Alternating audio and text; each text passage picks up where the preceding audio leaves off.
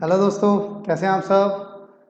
दोस्तों, हम लोगों ने अपने सीए फाउंडेशन अकाउंट्स का जो ये बैच हमने स्टार्ट किया हुआ है, इसमें हम लोगों ने आपके साथ लास्ट क्लास में लास्ट लेक्चर में रेक्टिफिकेशन ऑफ एरर कंप्लीट किया था बच्चों। और लास्ट लेक्चर तक हम लोग क्या क्या कंप्लीट कर चुके थे। हम लोग journal, ledger, trial balance, journal ledger trial balance हम लोग कर चुके हैं। रेक्टिफिकेशन ऑफ एरर हम लोग कर चुके हैं बच्चों। आज मैं आप लोगों के साथ जो चैप्टर स्टार्ट करूंगा उसका नाम है कैश बुक। मैं आप लोगों के साथ बात करूंगा कैश बुक की। आपको याद होगा लेजर में मैंने आपको कैश अकाउंट बनाना सिखाया था। अब उस कैश अकाउंट जैसा ही है कैश बुक, कुछ अलग नहीं है, सेम वही है जो आप लेजर बना रहे थे, बस उसी को बुक का नाम दे दिया गया। बताऊंगा क्यों। सबसे पहले अगर मैं आपसे बात करूं कि भाई ये कैश बुक है क्या, तो मैं आपको बताऊंगा कि कैश बुक में it is a book in which we record all entries related to cash oblique bank. आपकी जो भी एंट्रीज हैं, कोई भी ट्रांजैक्शन अगर आपने की है और वो ट्रांजैक्शन रिलेट करती है किससे, कैश से या बैंक से, तो उसे आप कैश बुक में रिकॉर्ड करते हो। यानी कि अगर मैं कहता हूं कैश रिसीव्ड तो वो यहां पर आएगा। अगर मैं कहता हूं कैश पेड वो यहां पर आएगा। अगर मैं कहता हूं आपसे रिसीव्ड इन बैंक तो यहां पर आएगा। मैं कहता हूं पेड थ्रू बैंक तो यहां पर आएगा। आपको कैश मिला, आपने कैश पे किया। आपको बैंक में पैसा मिला या आपने बैंक से पैसा पे किया। ये चारों ट्रांजैक्शन आपकी कैश बुक में रिकॉर्ड होती हैं। जब आप किसी की बुक बना लेते हो ना, बेसिकली क्या होता था हमारे बिजनेस में, number of numerous cash transactions होती थी। कैश और बैंक की ट्रांजैक्शंस बहुत ज़्यादा थी। तो हम लोग थक जाते थे कि भाई हमने जनरल एंट्रीज की और पता लगा जो 90% जनरल एंट्रीज हैं वो 90% जनरल एंट्रीज किसकी हैं, वो कैश और बैंक की है। तो हमने क्या किया, हमने एक बुक प्रिपेयर कर ली और उस बुक का नाम दे दिया कैश बुक या bank book, cash and bank book. अब क्या डिसाइड हुआ, अब ये डिसाइड हुआ कि जो भी आपकी ट्रांजैक्शंस हैं, जनरल एंट्रीज हैं कैश और बैंक से रिलेटेड, तो उनकी जनरल एंट्री पास करने की जरूरत नहीं है। उनको आप डायरेक्टली ट्रांसफर कर देंगे या उनको आप डायरेक्टली पास कर देंगे किसके थ्रू, कैश बुक के थ्रू। इसका मतलब क्या जो एंट्रीज कैश बुक में आएगी उनकी जनरल एंट्रीज नहीं होती, नहीं होती सर, उनकी जर्नल एंट्रीज नहीं होती। इसी कैश बुक की मदद से अगर आप चाहो तो कैश अकाउंट बना लो। इसी कैश बुक की मदद से अगर आप चाहो तो बैंक अकाउंट बना लो। यानी जो कैश का और बैंक का लेजर है, देखो बड़ी अच्छी इसमें एक बात है, मैं आपको बता रहा हूं, बताना मत किसी को, ध्यान से समझना, बहुत इंपॉर्टेंट है। जो आपकी कैश बुक है ना, इस कैश बुक में दो मोटा मोटा कॉलम है, कैश का भी और बैंक का भी। अब आप चाहो तो इस कैश बुक की मदद से, अगर आप चाहो तो इस कैश बुक की मदद से कैश एंड बैंक अकाउंट बना सकते हो। यानी मैं इस बुक की मदद से अपने लेजर्स बना सकता हूं। ये मेरे क्या हैं, ये मेरे लेजर्स हैं। तो मैं इस कैश बुक की मदद से अपने लेजर्स बना सकता हूं और फिर इन लेजर्स की मदद से क्या बनेगा, ट्रायल बैलेंस बनेगा। क्या बनेगा, ट्रायल बैलेंस बनेगा। तो एक तरीका तो ये है जहां पर आप कैश बुक से कैश अकाउंट, बैंक अकाउंट बनाओगे और फिर उस कैश और बैंक अकाउंट की मदद से आप ट्रायल बैलेंस बनाओगे। दूसरा तरीका ये भी होता है कि अगर आप कैश बुक से डायरेक्ट ट्रायल बैलेंस बनाना चाहो डायरेक्टली, तो आप वो भी कर सकते हो, वो भी पॉसिबल है। दोनों ऑप्शन है ये, सॉरी, ये आपका ऑप्शन नंबर 1 है और ये आपका बच्चों ऑप्शन नंबर 2 है। जर्नल एंट्री की जरूरत नहीं है, कैश और बैंक की जर्नल एंट्रीज की अब जरूरत नहीं है। आप सीधा उनको पोस्ट करोगे किसमें, कैश बुक में। उस कैश बुक की मदद से आप लोग कैश अकाउंट, बैंक अकाउंट बना सकते हो, या फिर आप चाहो तो डायरेक्टली उस कैश बुक की मदद से ट्रायल बैलेंस में भी कैश और बैंक का अमाउंट पोस्ट कर सकते हो। आपकी मर्जी है, दोनों ऑप्शंस अवेलेबल हैं। यही कारण है, यही कारण है कि जब मैं कैश बुक पे आता हूं ना, तो कैश बुक में एक बहुत इंपॉर्टेंट टॉपिक आता है, वेरी वेरी इंपॉर्टेंट, कि cash book is a subsidiary as well as principal book comment. Cash को एक सब्सिडियरी बुक भी कहा जाता है और प्रिंसिपल बुक भी कहा जाता है। क्यों? इसका जवाब यही है जो अभी मैंने आपको समझाया था। क्या? Cash transactions are recorded in cash book and on the basis of such record ledgers are prepared। तो कैश बुक के बेसिस पे ledgers can be prepared, therefore cash book को सब्सिडियरी बुक कहा जाता है। सब्सिडियरी बुक क्या होती है? सब्सिडियरी बुक का एक चैप्टर भी आएगा अभी हमारे पास कैश बुक के बाद। सब्सिडियरी बुक्स बेसिकली वो बुक्स होती हैं जिनकी हेल्प से हम लोग लेजर्स प्रिपेयर करते हैं। तो क्योंकि मैं कैश बुक की मदद से लेजर्स प्रिपेयर कर सकता हूं, इसीलिए मैं कैश बुक को एक सब्सिडियरी बुक बोल देता हूं। At the same time cash book by itself is the cash account and bank account. Cash book अपने आप में कैश अकाउंट और बैंक अकाउंट भी है। From where balances are transferred to trial balance directly, can be transferred to trial balance directly from the cash book, cash and bank balance can be transferred directly। तो इसीलिए इसको principal book भी कहा जाता है। तो दोनों इसको कहा जाता है, कैश बुक को सब्सिडियरी भी एंड प्रिंसिपल भी। तो जब कैश बुक की मदद से आपने क्या बनाया, लेजर बनाया, तो ऑप्शन 1 में क्योंकि आप इसकी मदद से लेजर बना रहे हो, तो जिसकी मदद से आप लेजर बनाते हो उसको क्या बोलते हो, सब्सिडियरी बुक्स, याद रखना। और क्योंकि मैं इसकी मदद से डायरेक्ट अपना ट्रायल बैलेंस बना रहा हूं, तो उसको मैं प्रिंसिपल बुक भी बोल सकता हूं। तो ये आपके पास इसका तरीका था, या एक मैं क्वेश्चन बोलूंगा कि बहुत इंपॉर्टेंट क्वेश्चन था जो अभी अभी मैंने आपको कवर करवाया, कि why cash book is a subsidiary as well as a principal book, why so. Done. अब मैं बच्चों आप लोगों के साथ आगे बढ़ता हूं। ऐसी भी कुछ एंट्रीज हैं क्या जिनको कैश बुक में जगह नहीं मिलेगी? उससे पहले मैं आपके साथ बात करूंगा टाइप ऑफ कैश बुक। अगर मैं आपसे बोलूं कि कैश बुक के क्या टाइप हैं, सबसे पहला एक होती है हमारे पास सिंपल कैश बुक। बच्चों सिंपल कैश बुक में क्या होता है? सिंपल कैश बुक में only cash transactions will be recorded. सिर्फ कैश ट्रांजैक्शंस रिकॉर्ड होंगी, ओनली।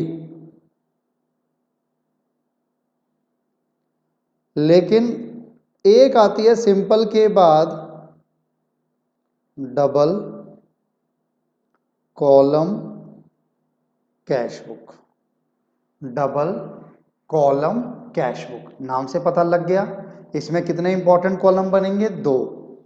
और अगर आप कॉमर्स से हो, मैं आपसे पूछूं बताओ भाई कौन से 2 कॉलम बनेंगे, तो अगर आप कॉमर्स से हो, सीबीएसई से हो, तो आप बोलोगे सर कैश एंड बैंक। नहीं, बिल्कुल आपने 11th में यही पढ़ा था, आपने 11th के अपने कोर्स में डबल कॉलम में कैश और बैंक पढ़ा था, लेकिन यहां पर डबल कॉलम में कैश और बैंक नहीं है, यहां पर डबल कॉलम में कैश एंड डिस्काउंट है।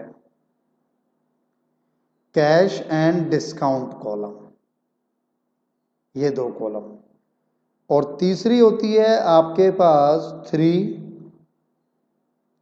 Column cash book. 3 column 11th के कोर्स में अब नहीं है, सीबीएसई में तो एटलीस्ट नहीं है। लेकिन अगर आप मेरे से पूछोगे कि आपका फाउंडेशन में 3 कॉलम में क्या क्या आएगा, तो कैश आएगा, डिस्काउंट आएगा एंड बैंक आएगा। ये 3 आएंगे बच्चों, कैश आएगा, डिस्काउंट आएगा और बैंक आएगा। तो कुछ इस तरीके से आपके पास 3 मेन कैश बुक आती है। हालांकि एक कैश बुक और हम लोग कह सकते हैं, वो होती है आपके पास पैटी कैश बुक। तो इसको भी हम लोग देखेंगे आगे चल के। तो कुल मिला के ये 4 टाइप की कैश बुक होती है आपके पास। काइंड ऑफ कैश बुक की अगर मैं बात करूं तो main cash book may be of 3 type. Simple column जिसमें सिर्फ कैश कॉलम आएगा, 2 कॉलम जिसमें कैश और डिस्काउंट कॉलम आएगा, 3 कॉलम जिसमें कैश, डिस्काउंट और बैंक कॉलम तीनों आएंगे। In addition to the main cash book firm also prepare petty cash book. तो आप उसके साथ साथ पैटी कैश बुक भी बनाते हो, वो हम टाइम आने पे आपके साथ डिस्कस करेंगे बच्चों। अब मैं आपके साथ सबसे पहले शुरुआत करता हूं सिंपल कैश बुक के साथ। सबसे पहले सिंपल कैश बुक में क्या रिकॉर्ड होगा? Only cash transactions will be recorded. सिर्फ कैश ट्रांजैक्शंस रिकॉर्ड होंगी।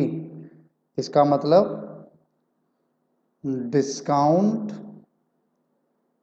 And bank transactions will be ignored. Cash और बैंक आपकी कैश ट्रांजैक्शन रिकॉर्ड होंगी, डिस्काउंट की ट्रांजैक्शन एंड बैंक की ट्रांजैक्शन रिकॉर्ड नहीं होंगी, वो इग्नोर करनी है आपको सिंपल कैश बुक में। तीसरा, क्रेडिट ट्रांजैक्शंस, क्रेडिट ट्रांजैक्शन मतलब उधार वाली, विल बी इग्नोर्ड। तो कोई ऐसी ट्रांजैक्शन जिसमें आपने उधार पर माल परचेज किया, जैसे कि आपको मैं लिख देता हूं, क्रेडिट ट्रांजैक्शन मतलब जैसे कि क्रेडिट परचेज आपने उधार पे खरीदा, वो यहां नहीं आएगी। क्रेडिट सेल वो यहां नहीं आएगी। तो ये 2 ऐसी ट्रांजैक्शन, यानी कि क्रेडिट से रिलेटेड कोई भी ट्रांजैक्शन है तो वो आपकी सिंपल कैश बुक में, बल्कि क्रेडिट से रिलेटेड कोई भी ट्रांजैक्शन है तो वो कैश बुक में ही नहीं आती। आप उधार पर सेल करोगे, आप उधार पर परचेज करोगे तो वो कैश बुक में रिकॉर्ड नहीं होगी बच्चों। अगर मैं आपसे सिंपल कॉलम कैश बुक के फॉर्मेट का डिस्कशन करूं तो फॉर्मेट हमारा कुछ इस तरीके से होता है। डेट, डेट के अलावा आपका पर्टिकुलर, पर्टिकुलर के अलावा आपका लेजर फोलियो, कैश, डेट, ये क्रेडिट साइड स्टार्ट हो गई, पर्टिकुलर्स, लेजर फोलियो, कैश। तो कुछ इस तरीके से आपका फॉर्मेट, वही एक फॉर्मेट जो आपका किस में नजर आता था, लेजर्स में, तो सेम वही लेजर वाला फॉर्मेट आपका इसमें भी नजर आएगा आपको। अब ये इधर वाला जो हिस्सा है यानी डेट, पर्टिकुलर, एलएफ, कैश, यानी यहां से लेके यहां तक डेबिट हो गया और यहां से लेके यहां तक क्रेडिट हो गया। तो वही जो आपने लेजर में पढ़ा था वही चीज आपके पास आ गई। क्लियर है यहां तक? चलो, अब ज्यादा टाइम में इसमें ना लगाता हुआ मैं आपके साथ एक क्वेश्चन डिस्कस करता हूं सिंपल कॉलम कैश बुक का। एक क्वेश्चन मैं आपके साथ डिस्कस करूंगा, क्वेश्चन नंबर 1। ये देखो, you are required to prepare cash book from the following transaction. आपको एक सिंपल कैश बुक बनानी है from the following transaction. Question number 1 पर मैं हूं आपके साथ। July 1 balance from last month, पिछले महीने का बैलेंस बच रहा होगा, ये वो हो गया। आपने गुड्स परचेज किए कैश में, तो एक एक करके हम इसको देखते चलेंगे। मैं आपके साथ फॉर्मेट बना लेता हूं पहले। Answer number 1,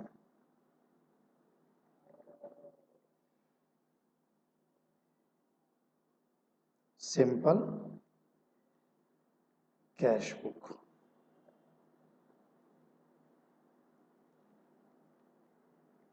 date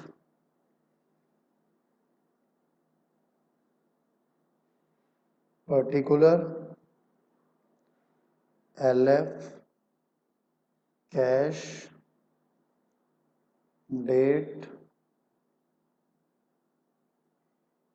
particular LF cash. ये आपका फॉर्मेट हो गया। इसको थोड़ा सा बड़ा कर लेते हैं हम लोग।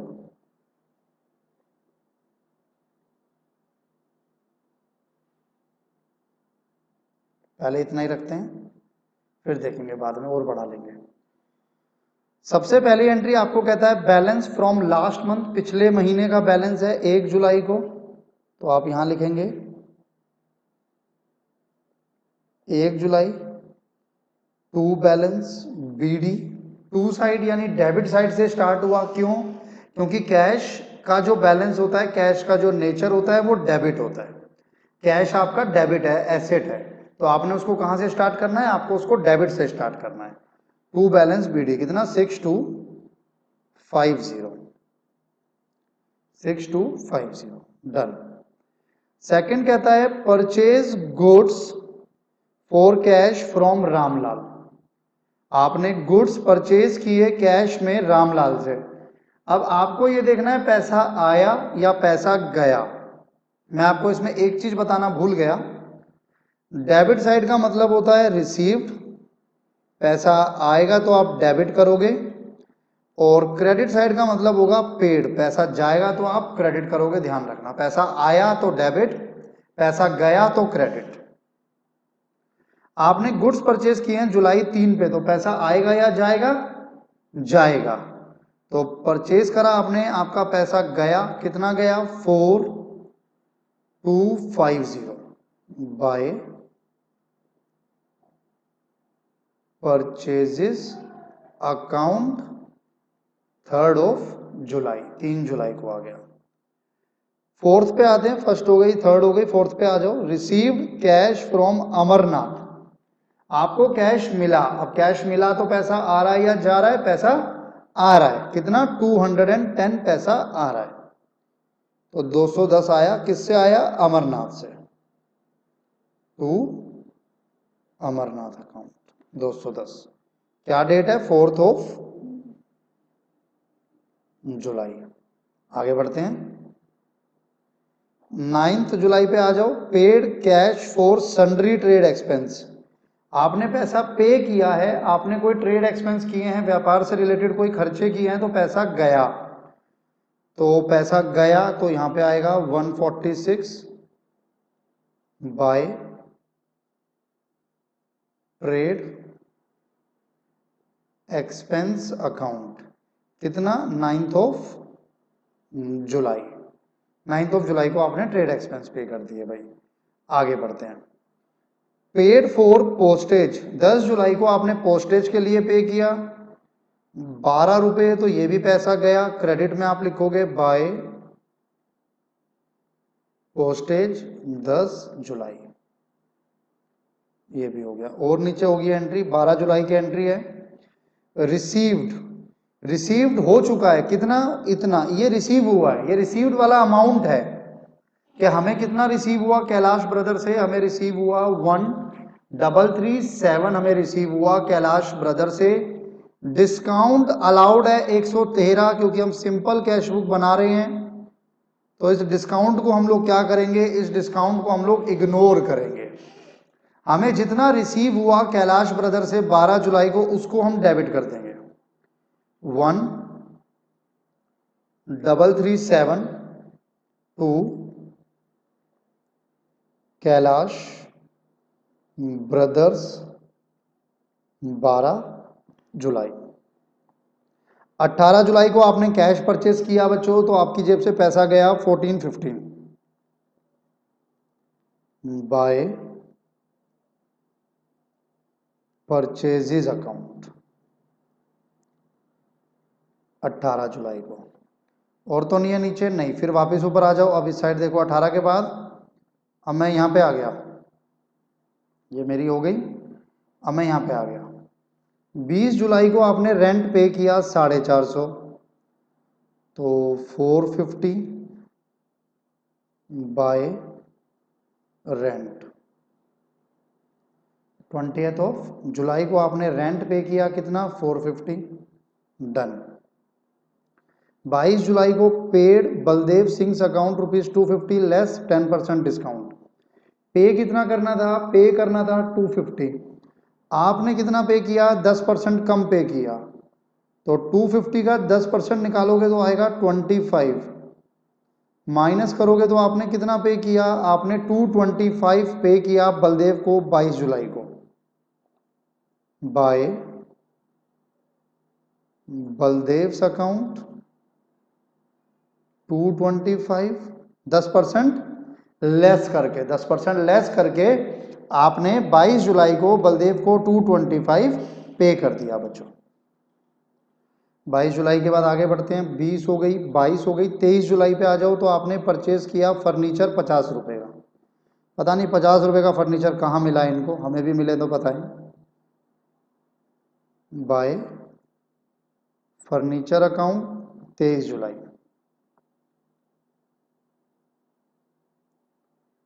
23 जुलाई के बाद आपने गुड्स सोल्ड किए कैश में 807 26 जुलाई को।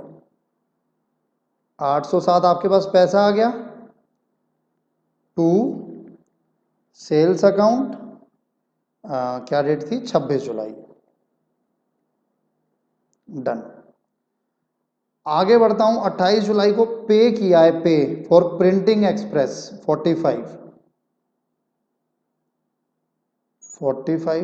Bye printing. प्रिंटिंग का खर्चा हुआ, कब हुआ, 28 ऑफ जुलाई। 30 जुलाई को पे किया जनरल एक्सपेंस 26, 30 जुलाई को पे किया जनरल एक्सपेंस 26, तो पे किया तो क्रेडिट होगा बाय जनरल एक्सपेंस 26। 31 जुलाई को आपने ड्रू किया cash for house hold expense. जब आप हाउस होल्ड एक्सपेंस के लिए पैसा विड्रू करते हो तो वो क्या बनता है बच्चों, बताया था मैंने आपको, वो बनती है आपकी ड्रॉइंग्स। ये आपकी ड्रॉइंग्स हैं, तो भले ही ड्रॉइंग्स हैं बट आपके बिजनेस में से पैसा जा रहा है। 31 ऑफ जुलाई बाय ड्रॉइंग्स 100।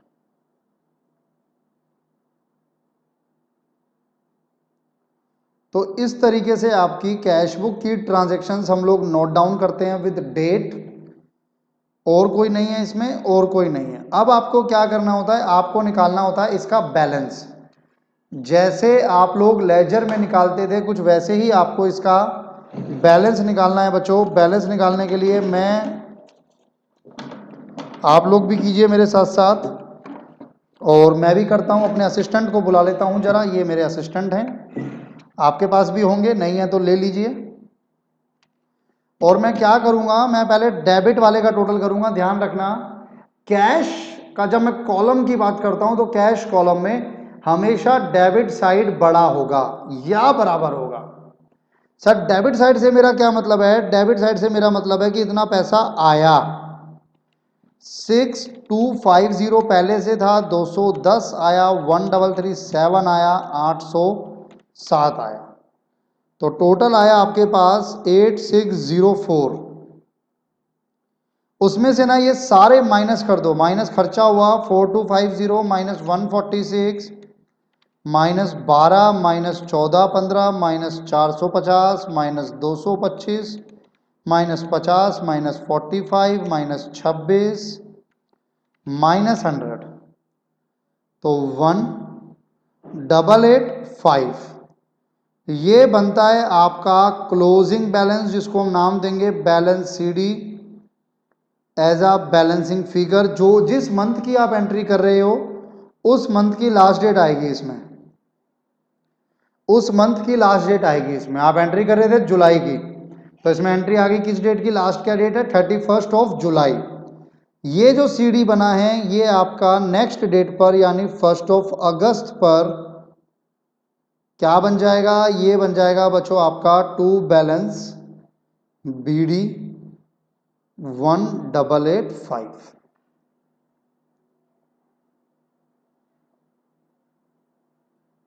देख लो और पॉज करके नोट कर लो।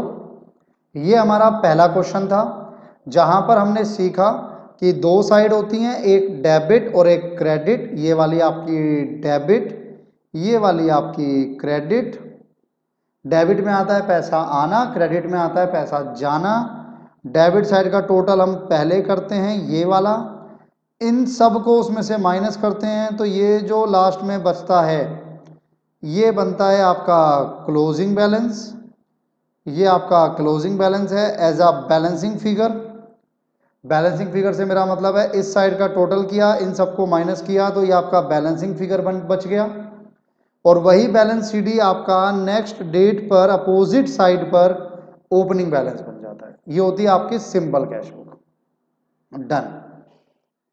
अब मैं आपके साथ बात करूंगा अगली कैश बुक की। एक मैंने आपको सिखा दी है, अब मैं आपके साथ बात करूंगा अगली कैश बुक जिसका नाम है double column cash book. Next cash book है हमारे पास डबल कॉलम कैश बुक। इसमें कौन से दो कॉलम इंक्लूड होते हैं? इसमें आपके दो कॉलम इंक्लूड होते हैं, यानी मैं पहला पॉइंट इसमें लिखता हूं cash and discount.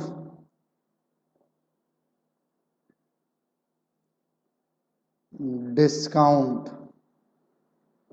Entries will be recorded. कौन सी एंट्रीज रिकॉर्ड करोगे? इसमें आपकी जो कैश की एंट्रीज होंगी और डिस्काउंट की एंट्रीज होंगी वो इसमें आप लोग रिकॉर्ड करोगे, पहली बात। दूसरी इंपॉर्टेंट बात, only cash balance will be calculated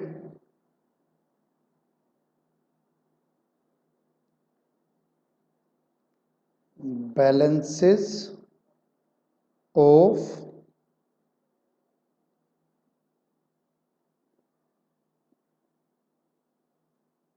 discounts column will not be calculated। जो आपके डिस्काउंट कॉलम के बैलेंसेस होंगे ना वो कैलकुलेट नहीं होंगे, यानी उनका बैलेंस सीडी नहीं निकलेगा। बैलेंस सीडी सिर्फ किसका निकलेगा? बैलेंस सीडी सिर्फ और सिर्फ आपका कैश के बैलेंस का निकलेगा, ध्यान रखना। Fourth, transactions related to bank and credit transactions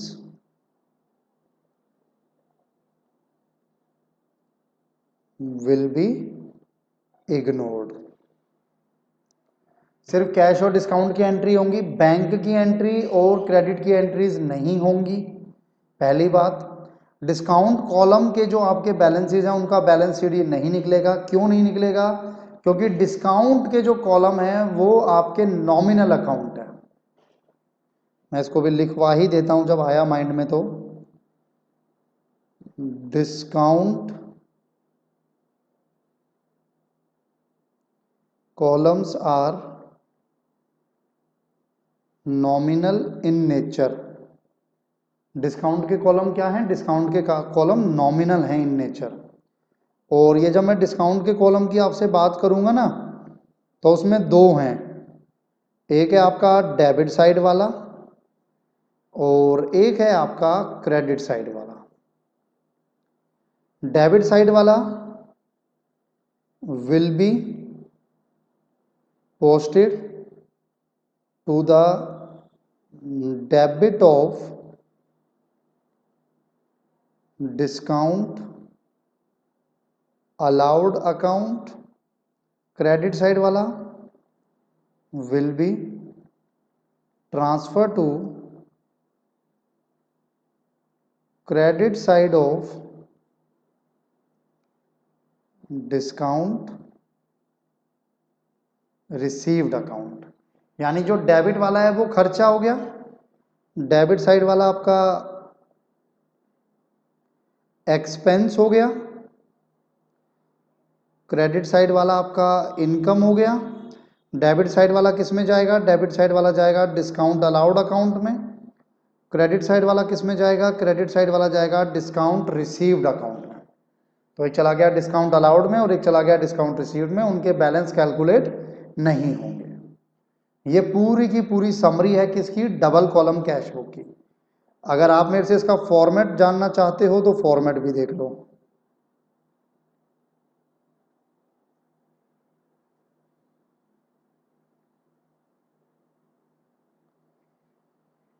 date, date के अलावा आपका पर्टिकुलर्स, पर्टिकुलर्स के अलावा एलएफ, डिस्काउंट कैश, डेट,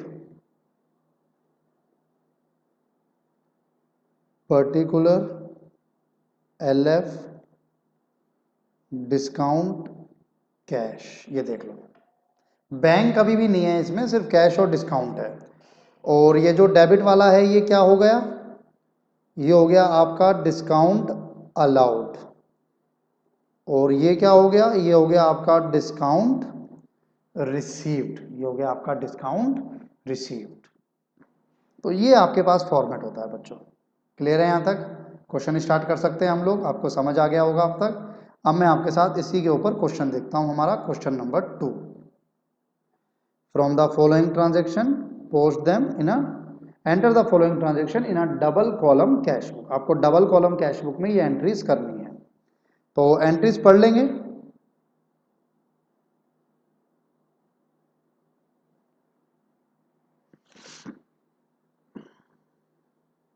मैं पहले आपके साथ फॉर्मेट बना लेता हूं इसका। Answer number 2, cash book with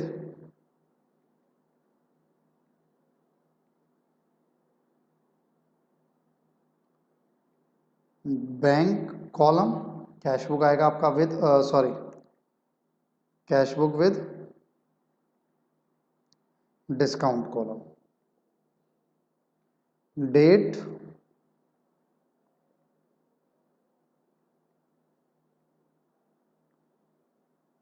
particulars, LF, discount cash, date,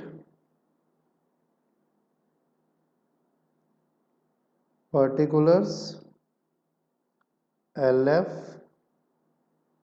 discount cash.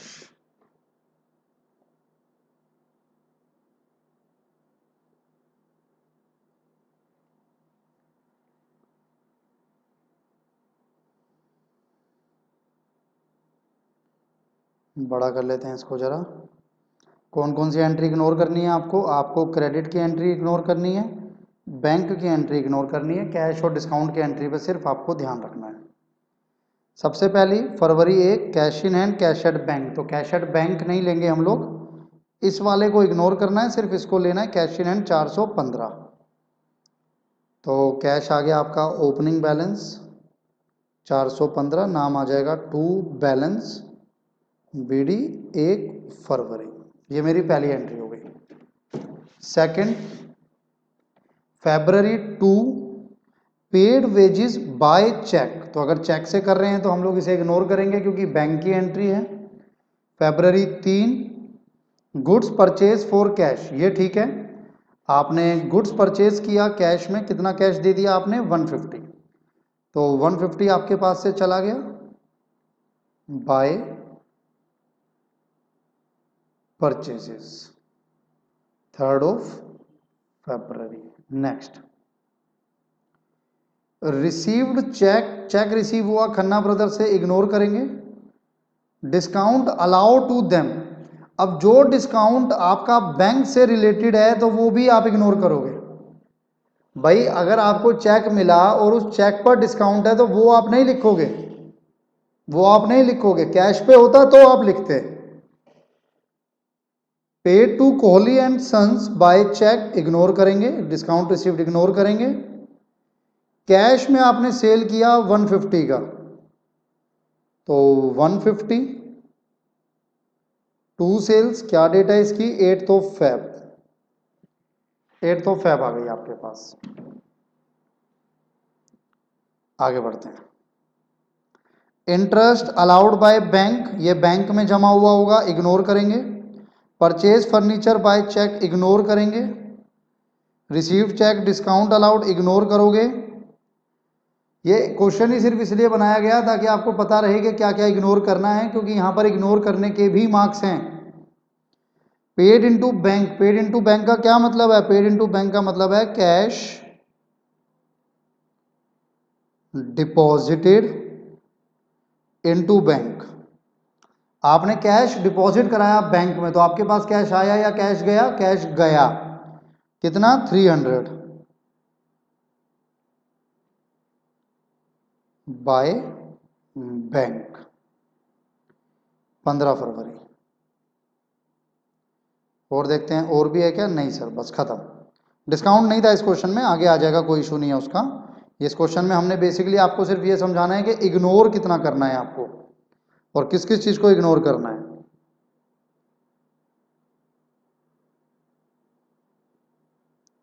4 और 1 5, 565 माइनस 450, तो 115 आपके पास बैलेंस सीडी बना। बैलेंसिंग फिगर आपके पास कितना बचा, 115 बचा। और जो भी आपकी 28 मान लेते हैं, 28 फरवरी लास्ट डेट रही होगी इस मंथ की, तो उसके आप लिखोगे यहाँ पे। और जो ये बैलेंस सीडी बनता है, इसको आप नेक्स्ट डेट पे क्या बनाते हो, 1 मार्च को आप इसे बनाओगे टू बैलेंस बीडी। डिस्काउंट अभी था नहीं क्वेश्चन में। क्लियर है यहाँ तक, कौन कौन सा आपको इग्नोर करना है या कौन कौन सा हमने इग्नोर किया वो मैंने आपको बताया।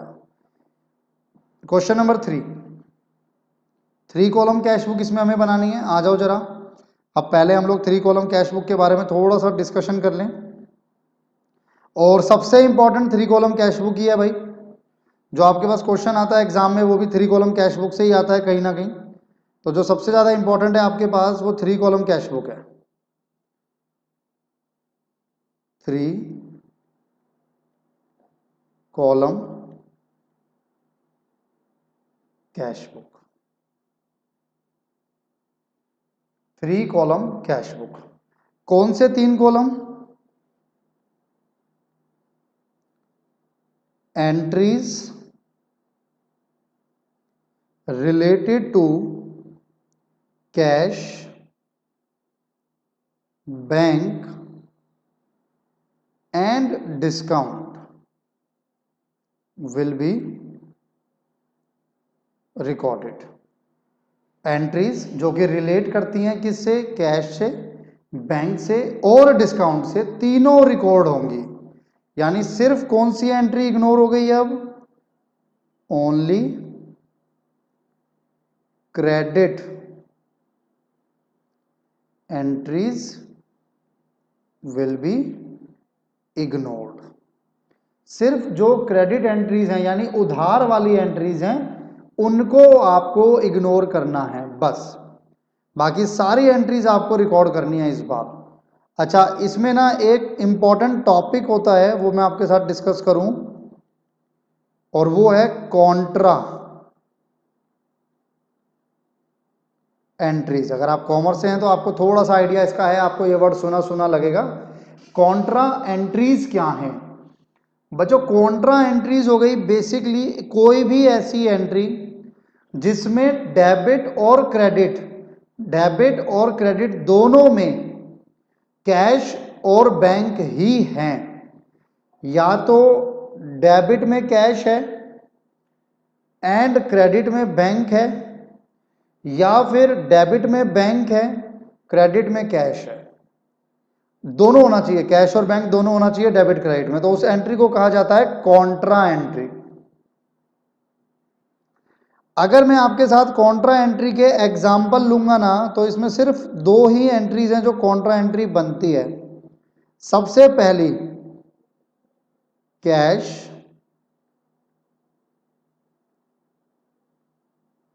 Deposited into bank.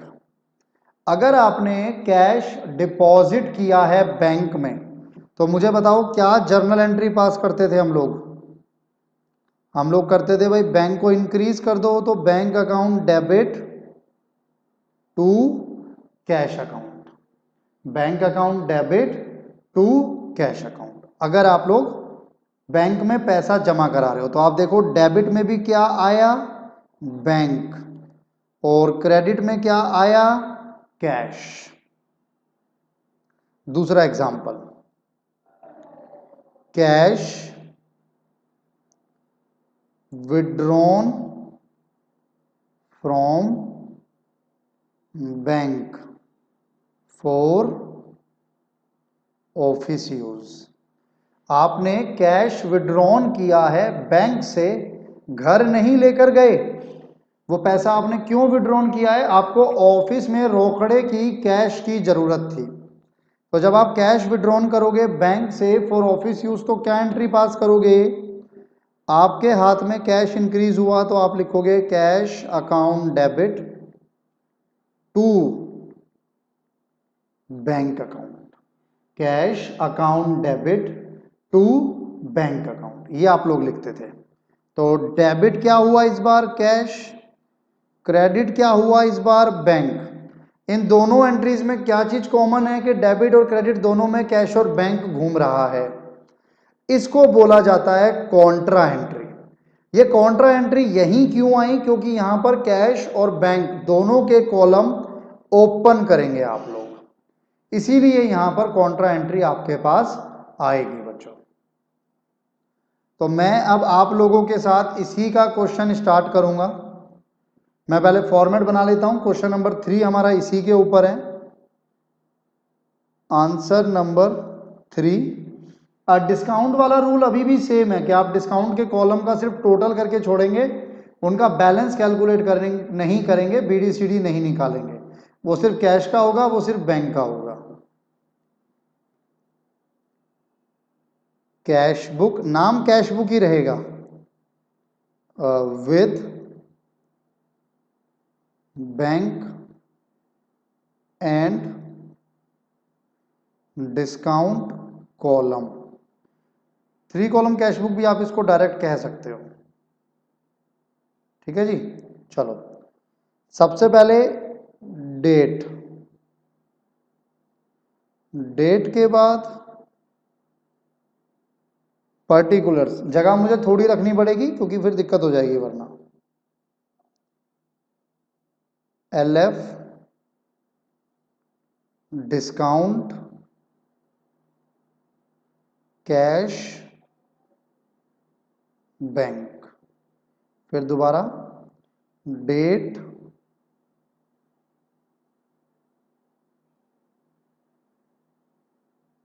Particular LF discount cash bank. यह आपका प्रॉपर फॉर्मेट हो गया।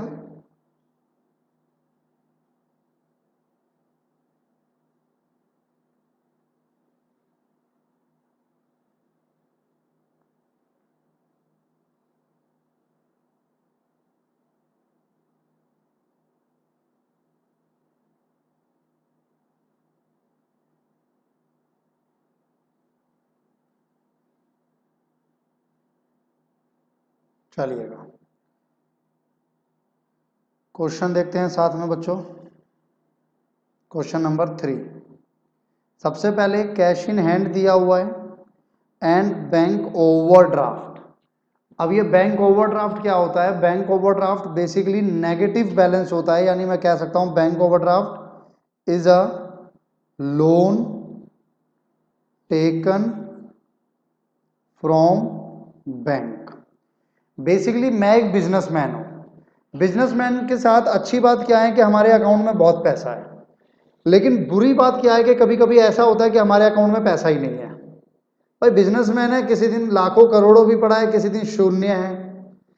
अब होता क्या है इस तरह के बिजनेसमैन के साथ कि उन्होंने चेक इशू किए हुए हैं, लेकिन चेक इशू किए हुए हैं और वो चेक लगने हैं, लेकिन अकाउंट में पैसा ना होने की वजह से हो सकता है कि वो चेक बाउंस हो जाए। बाउंस समझते हो ना, डिसऑनर।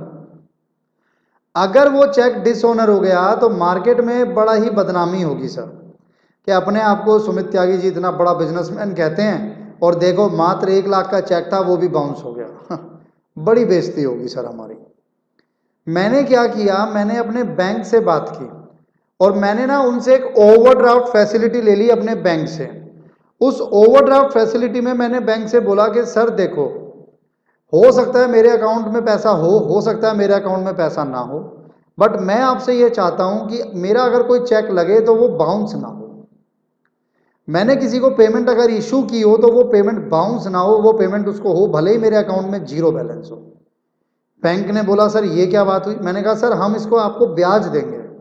आपने मेरे अकाउंट में जीरो बैलेंस था आज की डेट पर, आज की डेट पर मेरा चेक लगा और आपने उसकी पेमेंट की, इसका मतलब क्या हुआ? इसका मतलब वो बैंक ने पेमेंट की, मेरे पास तो पैसा था ही नहीं मेरे अकाउंट में। पेमेंट किसने की? पेमेंट बैंक ने की। अब ये पेमेंट मैं बैंक को वापस कर रहा हूं 1 हफ्ते बाद, तो 1 हफ्ते बाद अगर मैं पेमेंट वापस कर रहा हूं तो इट मीन्स मैंने 1 हफ्ते तक बैंक का पैसा इस्तेमाल किया है। क्योंकि मैंने बैंक का पैसा 1 हफ्ते तक इस्तेमाल किया है तो 1 हफ्ते बाद जब मैं बैंक का पैसा वापस करूंगा तो मैं उस पर इंटरेस्ट भी दूंगा। तो 1 हफ्ते तक ये जो पैसा नेगेटिव बैलेंस मेरे अकाउंट में चल रहा है, मेरे अकाउंट में जीरो बैलेंस था, जीरो। 1 लाख का चेक इशू करा और वो क्लियर भी हो गया, इसका मतलब मेरे अकाउंट का बैलेंस क्या हो गया? नेगेटिव 1 लाख। उसे कहा जाता है bank overdraft. Bank overdraft is a short term loan taken from bank for a short period of time, जो कि हम लोग वापिस करेंगे विद इंटरेस्ट। तो बैंक ओवरड्राफ्ट बेसिकली एक नेगेटिव बैलेंस है, ध्यान रखना। बैंक ओवरड्राफ्ट आपका एक नेगेटिव बैलेंस है। तो कैश 800 रुपये है, मैं यहां पर दिखा देता हूं। टू बैलेंस बीडी कैश में आ गया 800, और क्योंकि ये नेगेटिव है तो यहां पर आएगा by balance BD I think 5700। Date हो गई आपके पास 1 जनवरी, सेकेंड एंट्री, ये एंट्री हो गई। Received a cheque from Ram. अब सुनो मेरी बात ध्यान से, जब भी आपको चेक रिसीव होगा, 3 कॉलम में हूं मैं, 2 कॉलम में, डबल कॉलम में, सिंगल कॉलम में, तो ये इग्नोर ही हो जाएगा। 3 कॉलम में अगर आपको चेक रिसीव होगा तो आप देखना ये चेक उसी डेट पर डिपॉजिट हुआ है या किसी और डेट पर। तो आप देखोगे 5 जनवरी को चेक रिसीव हुआ राम से, लेकिन डिपॉजिट कब हुआ? 7 जनवरी को। यानी 5 जनवरी को डिपॉजिट नहीं हुआ, तो 5 जनवरी को मैं उसे अपना कैश मानकर चलूंगा। 5 जनवरी को मुझे जो राम से चेक मिला वो क्योंकि मैंने उसको अकाउंट में जमा नहीं कराया, तो मैं उसको बैंक में इंक्रीज ना कर कर किसे इंक्रीज, किस में इंक्रीज कर दूंगा? कैश में इंक्रीज कर दूंगा। कुछ लेवल्स पर कुछ ऑथर्स इसको चेक इन हैंड भी बोलते हैं। चेक इन हैंड भी ठीक है, बट हमें चलना है आईसीआई के according. Institute of chartered accountant of India कहता है नहीं, आप इसको कैश मान के चलोगे, और जब डिपॉजिट कराओगे तो ऐसा मानना कि आपने कैश बैंक में डिपॉजिट कराया है। तो नेक्स्ट जो मेरे पास एंट्री आएगी 5 जनवरी के बाद, वो आएगी 7 जनवरी को, और मैंने ये राम वाला चेक बैंक में जमा कराया। तो यहां पर क्या एज्यूम किया जाएगा कि मैंने कैश बैंक में जमा कराया। यहां पर क्या एज्यूम किया जाएगा कि मैंने कैश बैंक में जमा कराया। तो अगर आपने कैश बैंक में जमा कराया तो वो हो गई कॉन्ट्रा एंट्री। कैश अगर आपने बैंक में जमा कराया तो वो हो गई आपकी कॉन्ट्रा एंट्री। कॉन्ट्रा एंट्री से मेरा मतलब है आपने कैश उठाकर बैंक में डाला, तो क्या इंक्रीज हुआ? बैंक। क्या डिक्रीज हुआ? कैश।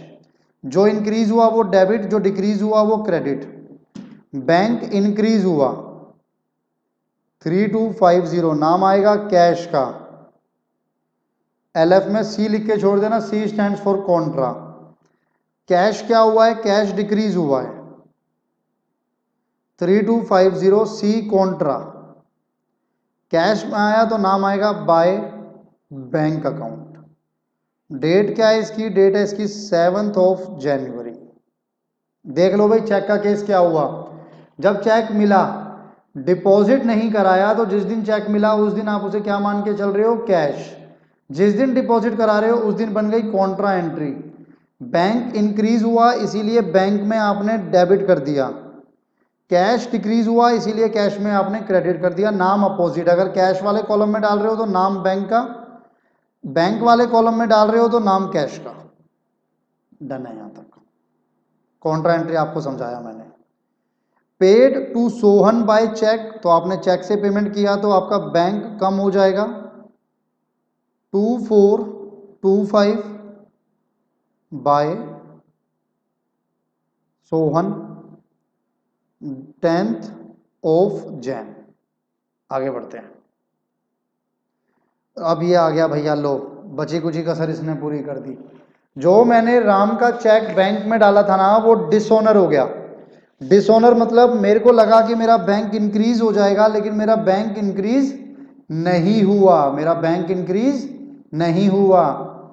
तो मैं क्या करूंगा? मैं अपने बैंक को डिक्रीज करूंगा। जितने का चेक था 3250, मैंने अपना बैंक डिक्रीज किया, नाम आ जाएगा बाय राम। कौन सी डेट को ये आपका डिसऑनर हुआ? 15 जनवरी को। 15 जनवरी को डिसऑनर हो गया बच्चों। तो ये पूरी चैन आपको समझ आ गई। ये मैंने आपको लास्ट लेक्चर में भी बताई थी शायद, या शायद उससे लास्ट लेक्चर में। जिस दिन आपको चेक मिलेगा उस दिन कैश मानेंगे, जिस दिन चेक को जमा कराओगे उस दिन cash decrease, bank increase.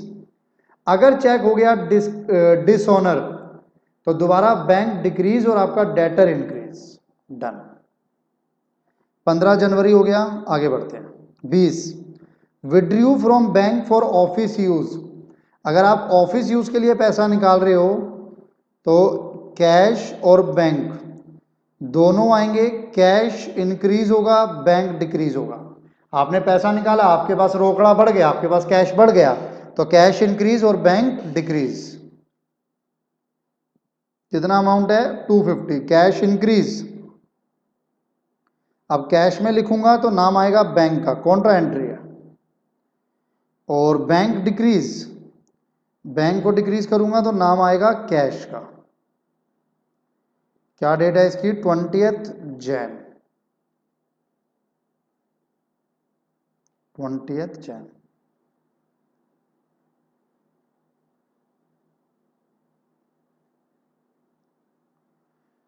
Check received from Hari, आपको हरी से चेक मिला 25 जनवरी को। उसके बाद आपने हरी का चेक एंडोर्स कर दिया। एंडोर्स मतलब ट्रांसफर कर दिया आपने, किसी और को दे दिया। किसको दे दिया? मुकेश को दे दिया। इस पे बाद में आएंगे, पहले जनवरी 25 को देख लो।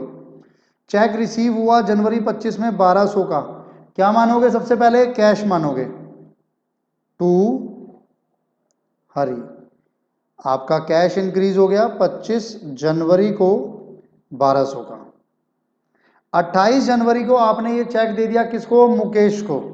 तो हम तो यही मानेंगे ना, क्योंकि हमने इसको कैश माना है, तो हम मानेंगे कि हमारा कैश चला गया। हमने किसको दे दिया ये? हमने ये दे दिया मुकेश को। कॉन्ट्रा नहीं है, कॉन्ट्रा नहीं है। मिला तो आपका कैश इंक्रीज हो गया, गया तो आपका कैश डिक्रीज हो गया। सिंपल सी बात है। Rent paid by cheque 150 by rent paid by cheque. Amount date क्या है? 30th जैन। बाय रेंट आ गया 150, और तो किसी में आएगा नहीं। लास्ट कहता है बैंक चार्जेस 25 रुपए, तो वो भी आपके बैंक से डिडक्ट होंगे। 25 by bank charges 31st of Jain. अब हम करेंगे इसको बंद, अपने असिस्टेंट की मदद से हम इसको बंद करेंगे। मैं कैश के डेबिट साइड का टोटल कर रहा हूं पहले। 800, 3250, 250, 1200, 5500। इस 5500 में से इन दोनों को माइनस कर दो, 3250 माइनस 1200, तो ये बचा आपके पास 1050 बैलेंस सीडी महीने की आखिरी डेट। अगर आप बैंक में देखोगे ना तो आपको साफ नजर आ रहा है कि जो क्रेडिट वाली साइड है वो बड़ी है, 572425, 3250, 250, 150, 25। तो ये वाली साइड बड़ी है बच्चों। यहाँ पे आ गया 11800 और यहाँ पर आ गया 5500, ये तो इसी वाले का टोटल आ गया। अब इधर का भी कितना करना है, इधर का भी करना है 11800, उसमें से 3250 माइनस कर दो तो 8550 आपका बैलेंस सीडी आएगा बैंक का 31 जनवरी। तो यहाँ पे लिख दो आप बाय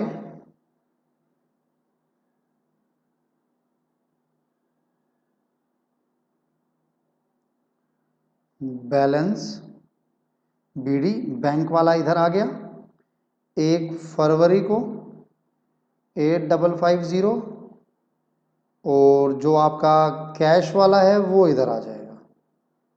यानी सीडी जो है वो अपोजिट डायरेक्शन में आप बीडी बना दोगे उसको।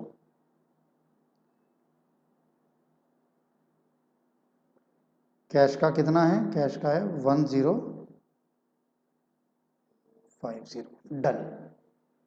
तो ये आपके पास एक सिंपल क्वेश्चन बेटा मैंने आपके साथ डिस्कस किया। डिस्काउंट अभी भी नहीं आया है, नेक्स्ट क्वेश्चन में देखते हैं शायद आ जाएगा। डिस्काउंट अभी भी नहीं आया था, आपके पास कैश और बैंक था। नोट करना है तो पॉज करके नोट कर लो एक बार। अब मैं आपके साथ आगे बढ़ूंगा, मैं आपके साथ क्वेश्चन एक और डिस्कस करूंगा, क्वेश्चन नंबर 4। मैं आपके साथ डिस्कस करूंगा question number 4। Record the following transaction in a suitable cash book of mister Gupta and show the closing balance of cash and bank. Suitable cash book का मतलब हो गया, देखो आपके पास कैश का बैलेंस भी है, बैंक का भी है, डिस्काउंट भी है, तो यानी आपको 3 कॉलम कैश बुक बनानी है। Answer number 4।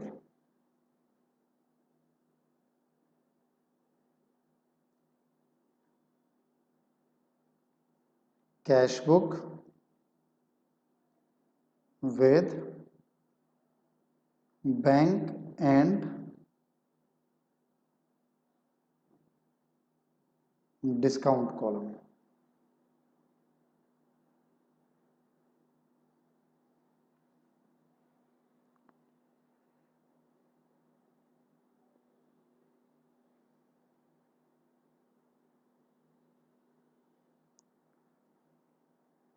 डेट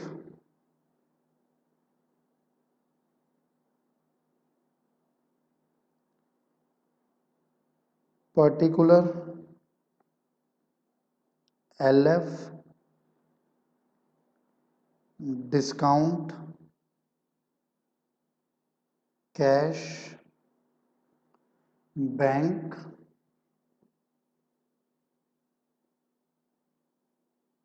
डेट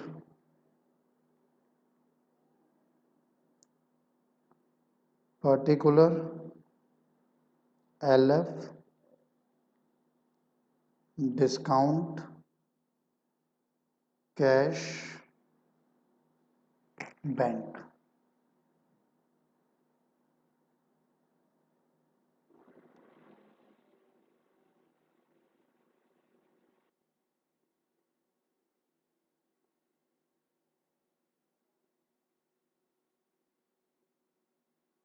ठीक है जी, स्टार्ट करते हैं फिर आगे बढ़ाएंगे इसको। क्वेश्चन नंबर 4, जनवरी 1 कैश का बैलेंस और बैंक का बैलेंस दिया हुआ है 3050। तो कैश में लिख देता हूँ 50, बैंक का है 3000, यहाँ पर आ जाएगा 2 बैलेंस बीडी। क्या डेट है, 1 जनवरी। आगे बढ़ते हैं। रिसीव्ड, रिसीव्ड वर्ड है भैया, रिसीव्ड फ्रॉम रमन अनोसो अलाउड हिम डिस्काउंट 50। अगर वर्ड लिखा है रिसीव्ड और डिस्काउंट है तो माइनस नहीं करोगे। आपको रिसीव हुआ रमन से 900 रुपए, कुछ नहीं लिखा तो कैश में रिसीव हुआ, और 50 रुपए का डिस्काउंट है 2 जनवरी को।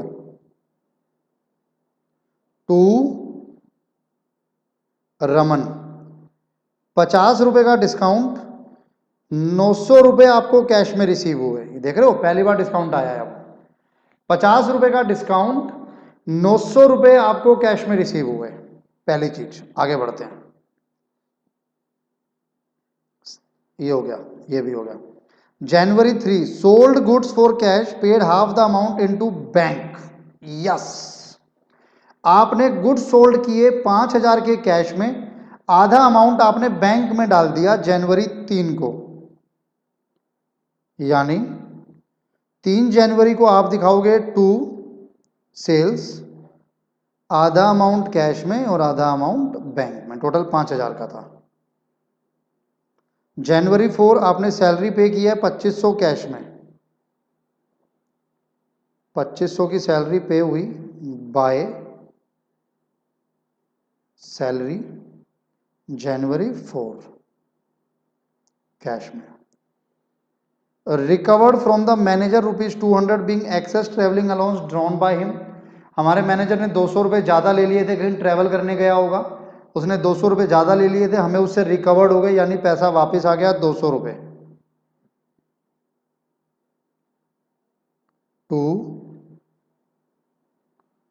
Travelling allowance. कब लिया आपने ये इतना बड़ा अमाउंट रिकवर किया? 5 जनवरी को। सेटल्ड अ डेप्ट of ₹1200 by cheque receiving a discount of 5%। आपका कोई कर्जा था, कोई डेप्ट था, कोई उधारी थी, आपने वो सेटल की 1200 रुपये की। अब यहाँ पे आपने 1200 पे नहीं किए, आपका डेप्ट 1200 का था। प्लीज इस चीज को समझना, यहाँ रिसीव्ड था, यहाँ पेड वर्ड नहीं है कहीं पर भी। यहाँ पर क्या है कि 1200 का डेप्ट था, 1200 का कर्जा था, वो हमने सेटल किया 5% डिस्काउंट देकर, यानी 1200 उस 1200 का 5%, 12 पंजे 60। तो इसका मतलब आपने पे कितना किया? आपने पे किया 1140, वो भी चेक से। 6 जनवरी को आपने नाम तो नहीं दिया हुआ तो मैं बाय डेप्ट ही लिख देता हूं, 1140 आपने पे किया, 60 रुपए का डिस्काउंट। 1140 आपने पे किया, 60 रुपए का डिस्काउंट, डन। आप मेरी बात समझ रहे हो? यहां पर रिसीव्ड था इसीलिए मैंने सीधा 900 लिखा, 50 माइनस नहीं किया। लेकिन यहां पर पेड वर्ड नहीं है, यहां पर वर्ड क्या है? 1200 रुपए देने थे लेकिन 5% डिस्काउंट मिल गया, बड़ी अच्छी बात है। तो आपको कितना पे करना पड़ा? सिर्फ 1140। January 7 drew ₹500 from bank and paid a donation to worked club. तो आपने डोनेशन दिया है वो भी बैंक से 500 रुपए का, जनवरी 7 को, बाय डोनेशन। ठीक है जी, आगे बढ़ते हैं। जनवरी 8 इंपॉर्टेंट है, इसको देखना ध्यान से। Discounted a 3 month bill receivable for 1000 at 6% discount. हालांकि ये हमारा अलग से एक चैप्टर भी आएगा बिल रिसीवेबल का, चैप्टर नंबर 3 में है शायद, जो आपके स्पेशल एंट्रीज वाले चैप्टर हैं। तो आपके पास कोई बिल रिसीवेबल है और बिल रिसीवेबल को आप डिस्काउंट करा ले, तो बिल रिसीवेबल मैंने आपको बच्चों लास्ट क्लास में भी बताया था कि बिल रिसीवेबल क्या है, वो मैंने आपको लास्ट क्लास में भी बताया था।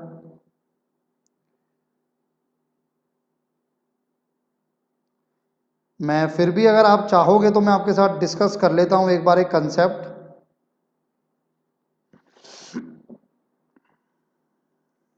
बिल, पता नहीं कितनी एंट्री है इसमें, और लास्ट ही एंट्री है ना ये, तो ठीक है।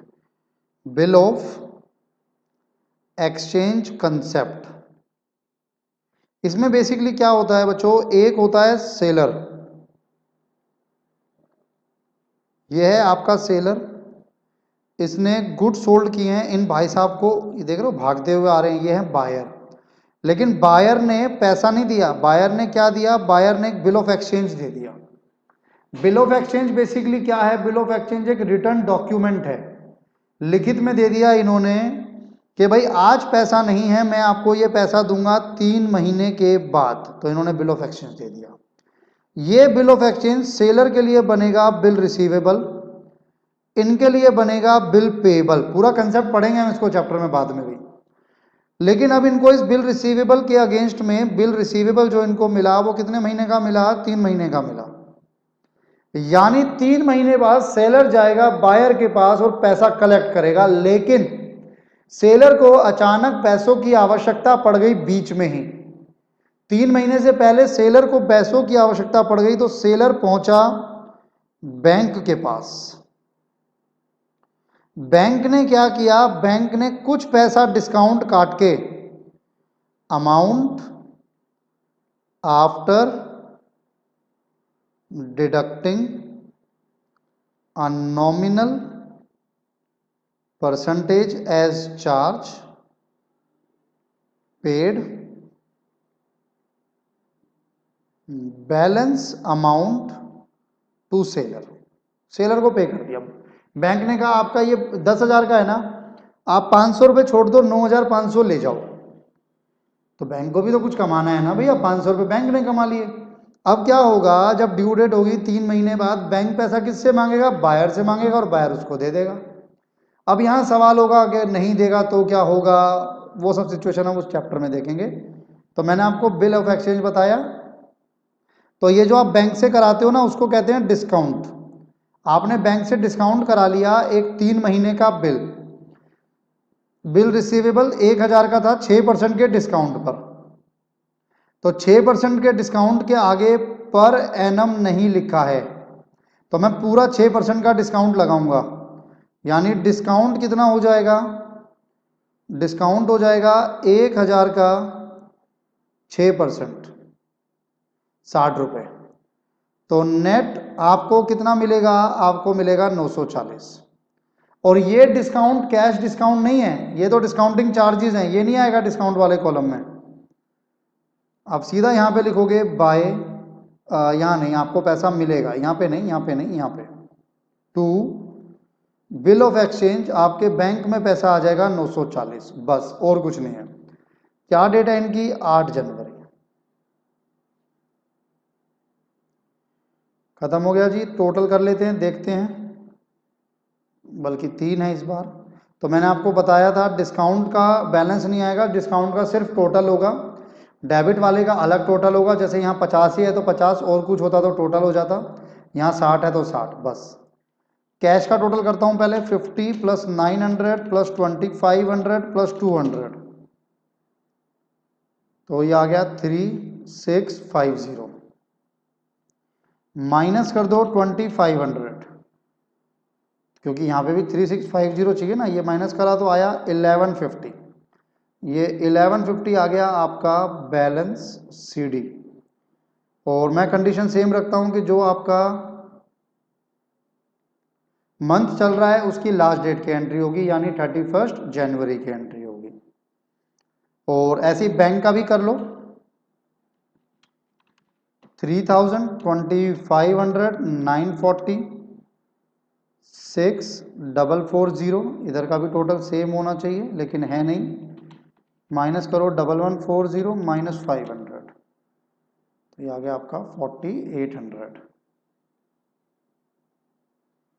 और इधर आ जाएगा ये आपके पास टू बैलेंस बीडी, कितना? 4800 एंड 1150, नेक्स्ट डेट यानी 1 फरवरी। ये आपका क्वेश्चन नंबर 4 मैंने आपके साथ डिस्कस किया। इस टॉपिक पे एक क्वेश्चन हो रहा है, इसको पॉज करके आप नोट कर लेना। इस टॉपिक पे एक क्वेश्चन हो रहा है हमारे पास, क्वेश्चन नंबर 5। क्वेश्चन नंबर 5 पे आ जाओ। Question number 5, enter the following transaction in double column cash book with cash and bank column of Shri Raman. तो ये 3 कॉलम हो गया इन शॉर्ट, डबल कॉलम था लेकिन डिस्काउंट में कैश एंड डिस्काउंट और कह रहा है विद बैंक कॉलम भी, तो फिर ये 3 कॉलम हो गया आपके पास। आप चाहो तो इसको यहाँ पे कर सकते हो 3 column cash book. Cash at office है, ये सब है, तो आइए पहले इसका फॉर्मेट बना लेते हैं एक बार।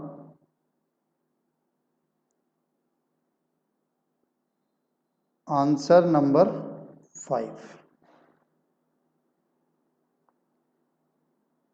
Cash book with bank and discount column, cash book with bank and discount column. चलें करें शुरू। Date,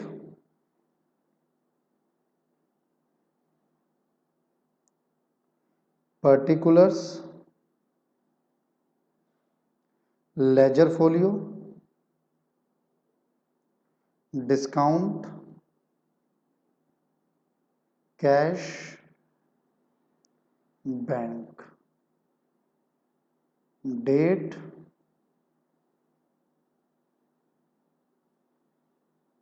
particulars, LF, discount, cash, bank. बड़ा कर लेते हैं इसको जरा।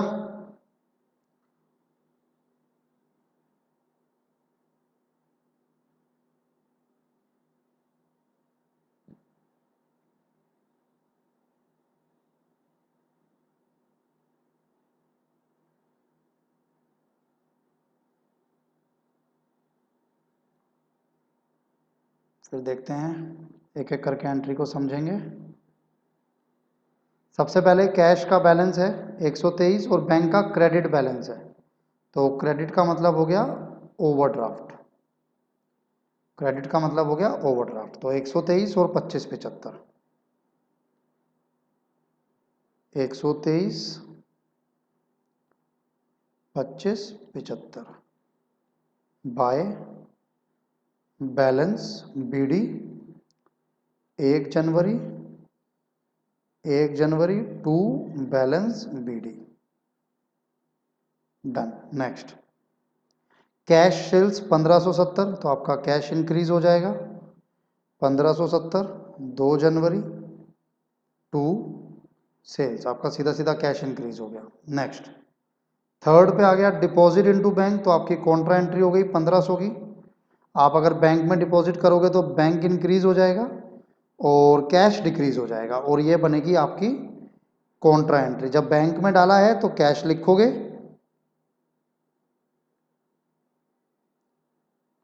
तो कैश अकाउंट, और जब कैश में डाला है तो बैंक लिखोगे बाय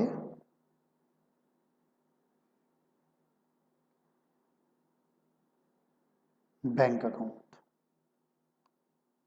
3 जनवरी की एंट्री थी आपके पास, 3 जनवरी की। क्लियर है यहाँ तक? नेक्स्ट देखते हैं, 3 की हमारी एंट्री हो गई। Mohan settled his account for 750 by giving a cheque of ₹730। लेना कितना था मोहन से? 750, लेकिन उसने चेक कितने का दिया? 730। और आगे भी देख लेना, मोहन का चेक आपने डिपॉजिट कराया अगली डेट पर, तो इस डेट पर आप उसे कैश मानोगे। 730 आपके पास कैश आया, 20 रुपए का डिस्काउंट। 730 आपके पास कैश आया, 20 रुपए का डिस्काउंट टू मोहन। डेट 5 जनवरी। 7 जनवरी को आपने ये चेक डिपॉजिट कराया बैंक में, तो वो बनेगी कॉन्ट्रा एंट्री। ये कैश आपके पास से कम हो जाएगा 730, आपका चेक, डिस्काउंट को कुछ नहीं होगा, डिस्काउंट सेम रहेगा। 730 का चेक आपका आपका कैश कम हो गया, और 730 से आपका बैंक इंक्रीज हो गया, और ये बन गई contra entry by bank 7 January and to cash 7 January contra entry. तो जब चेक मिला तो कैश, फिर वो चेक आपने बैंक में डिपॉजिट कराया, जब बैंक में डिपॉजिट कराया तो कैश डिपॉजिट हुआ बैंक में। Bought goods 450 and paid by cheque, तो आपने परचेजेस की है 450 की, paid by cheque by purchases. Date क्या है? डेट है 10 जनवरी। डन। 13 जन। स्टेशनरी परचेज हुई 75 की, कुछ नहीं लिखा तो कैश में माना जाएगा बाय स्टेशनरी 13 जन। मोहन का चेक डिसऑनर हो गया भैया, लो मोहन का चेक क्या हो गया? डिसऑनर हो गया। अब जब मोहन का चेक डिसऑनर हो जाएगा ना, मोहन का चेक डिसऑनर हो गया तो आपने बैंक को इंक्रीज किया था कितने से? 730 से। तो आप 730 से वापस बैंक को क्या करोगे? डिक्रीज कर दोगे बाय मोहन। क्या डेट है? 18 जनवरी। Done. Receive a cheque 1500 from Prabhu which is deposited into bank. आपने बैंक में डिपॉजिट कर दिया सीधा, तो आपका बैंक इंक्रीज हो गया सर 1500 से। उसमें क्या टेंशन है फिर? 1500 टू प्रभु 20 जनवरी। 25 को आपने ऑफिस यूज के लिए 475 निकाले तो कॉन्ट्रा एंट्री है। कैश इंक्रीज हो जाएगा 475 और बैंक डिक्रीज हो जाएगा 475। बैंक में लिखोगे तो बाय कैश कॉन्ट्रा, कॉन्ट्रा और कैश में लिखोगे तो to bank account. 25 25 of Jan 25 of Jan 31। Salary pay की चेक से 1000 और रेंट कैश में। तो पहले सैलरी लिख लेता हूं। सैलरी आपने 1000 चेक से पे की तो बैंक में गया बाय सैलरी। डेट क्या है? 31 ऑफ जैन। और कैश में आपने 150 पे किया रेंट, तो 150 बाय रेंट सेम डेट। बस और तो कुछ है नहीं इसमें। बाकी तो फिर नेक्स्ट टॉपिक है, तो ये आपका यहाँ पे कंप्लीट हो जाता है बच्चों। अब हम इसको टोटल करते हैं। डिस्काउंट का जो भी टोटल है वो है, इधर तो कुछ है नहीं। इधर है 20 रुपीज़ 123 प्लस 1570 प्लस 730 475। तो ये आ रहा है आपके पास 2898। ये आ रहा है आपके पास 2898। 2898 इधर का भी टोटल सेम आ रहा है। माइनस 1500 माइनस 730 माइनस 75 माइनस 150 443 आपका बैलेंस सीडी आ गया। 31 ऑफ जनवरी 31 ऑफ जनवरी आपका बैलेंस सीडी आ गया। किसका? कैश का। अब बैंक का अगर आप देखोगे तो आपकी क्रेडिट वाली साइड बढ़ी है, तो पहले आप क्रेडिट वाली साइड का टोटल करोगे। 2575 450 730 475 1000 5230 माइनस 1500 माइनस 730 माइनस 1500 अगेन। तो आपके पास यहां पर बैलेंस बच रहा है 31 जनवरी को टू बैलेंस सीडी। अब ये वाला बैलेंस आप यहां पर अपना बीडी बना लोगे, वही जो आप करते आए हो। बैलेंस बीडी बैंक का 1500 नेक्स्ट डेट पर, और ये वाला आप यहां पर बना लोगे कैश वाला। टू बैलेंस बीडी कैश का बैलेंस आ गया 443। तो ये तो बच्चों कैश बुक थी आपकी with bank and discount column. Done. अब इसमें ना मैंने आपको स्टार्टिंग में बताया था कि एक तो हमारी मेन बनती है कैश बुक। कैश बुक अलग अलग टाइप की होती है, simple, double, triple column, 3 column. एक इसमें और टॉपिक है आपके पास जिसको हम लोग बोलते हैं imprest system of petty cash. Imprest system या imprest system of petty cash क्या है, इसको समझना ध्यान से। हमने क्या किया हुआ है ना, हमने एक छोटा कैशियर अपॉइंट कर दिया। हमने ये हमारा छोटा कैशियर है। छोटा कैशियर मतलब ये नहीं है कि उसकी हाइट कम है। छोटा कैशियर से मेरा मतलब है कि वो छोटे मोटे खर्चे देखेगा सिर्फ। पैटी कैशियर छोटे मोटे खर्चे देखेगा। हमने एक पैटी कैशियर अपॉइंट किया और एक पीरियड डिसाइड किया ये पीरियड कुछ भी हो सकता है, ये पीरियड 5 दिन, 10 दिन, 1 हफ्ता, 15 दिन, 1 महीना, कुछ भी हो सकता है। हमने जो पीरियड डिसाइड किया, तो हमने पीरियड डिसाइड किया लेट से 15 डेज, यानी जिसको हम लोग फोर्टनाइट भी बोलते हैं। फोर्टनाइट बोलते हैं ना हम लोग 15 डेज को, फोर्टनाइट, 15 या 14 दिन जो भी है। अब क्या होगा, हम इसको ना at the beginning of the period हम इसको एक अमाउंट देंगे। मान लो 1 जनवरी 2020 को मैंने इसको 1000 रुपये पकड़ा दिया कि भाई ये पकड़ 1000, जो भी आपके अगले 15 दिन के छोटे मोटे खर्चे हैं ना, इसमें से करता रही हो। इसने कहा ठीक है बाबूजी मैं करता रहूंगा। ये आपका पीरियड था 1 जनवरी से 15 जनवरी तक आपका पीरियड चला, और इन महाशय ने एक्सपेंस किए 800 रुपए के, इसी में से किए ना, इसी 1000 में से इन्होंने खर्चे किए 800 रुपए के।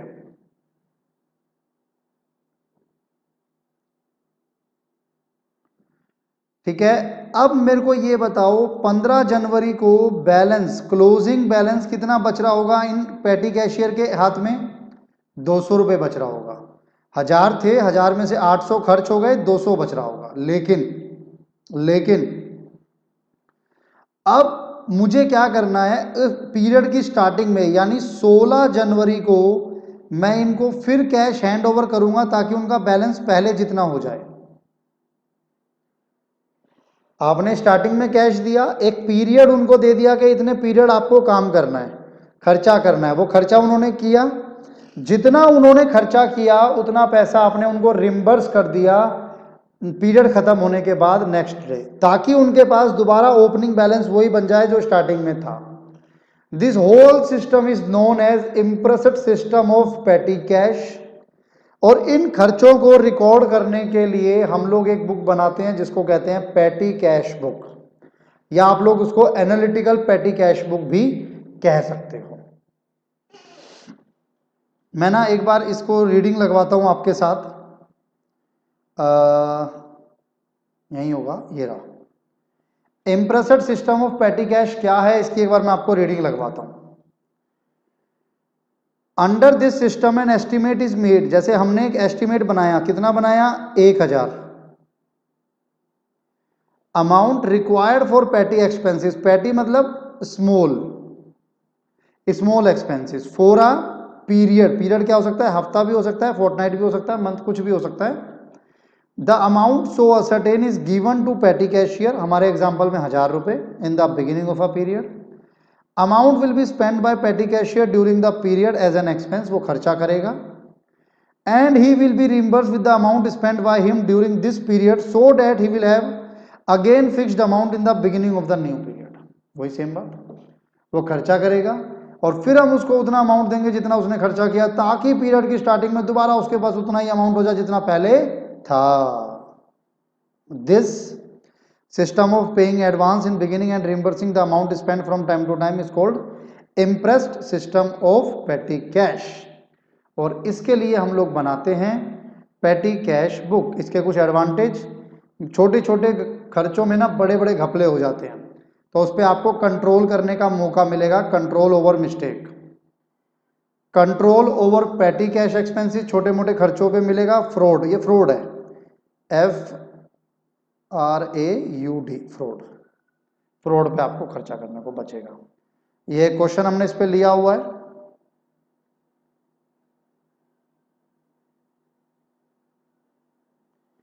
ठीक है जी, इस पे एक बार देख लेते हैं, इसको, इसका फॉर्मेट देख लेते हैं और इसको कैसे करना है वो देख लेते हैं।